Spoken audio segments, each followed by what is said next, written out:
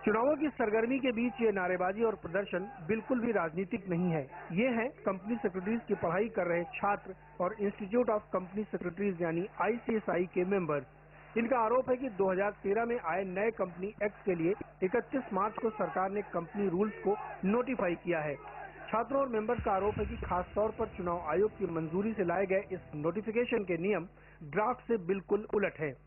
नए नियमों के तहत प्राइवेट कंपनियों में कंपनी सेक्रेटरीज की जरूरत को खत्म कर दिया गया है। साथ ही कंपनी सेक्रेटरी रखने के लिए जरूरी सार्वजनिक कंपनियों के पेड अप कैपिटल की सीमा बढ़ाई गई है। साथ ही प्राइवेट कंपनियों को सेक्रेटरियल ऑडिट से भी आजाद कर दिया गया है और 250 करोड़ से कम टर्नओवर वाली सरकारी कंपनियों के लिए भी ये जरूरी नहीं होगा, जो कि कॉर्पोरेट गवर्नेंस के लिए खतरनाक है।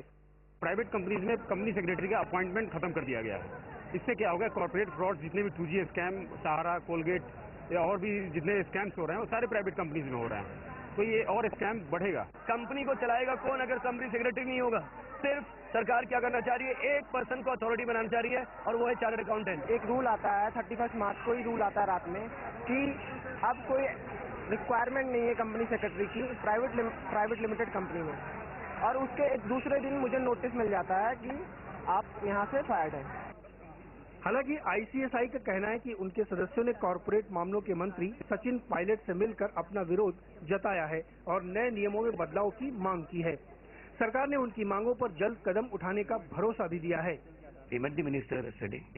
We also met the officials, top officials, the Minister of Corporate Affairs, with all councils along with me. But I made a representation. They said they will consider favorably. ICSI members का कहना है कि नए नियमों के notification के बाद कई मेंबर्स को प्राइवेट कंपनियों से निकाले जाने के नोटिस मिलने शुरू हो चुके हैं और कुछ को निकाला भी गया है। अगर सरकार ने इन नियमों में बदलाव नहीं किया तो करीब 35,000 ICSI मेंबर्स और 4 लाख से ज्यादा छात्रों का भविष्य खतरे में पड़ जाएगा। अतुल मिश्रा, दिल्ली।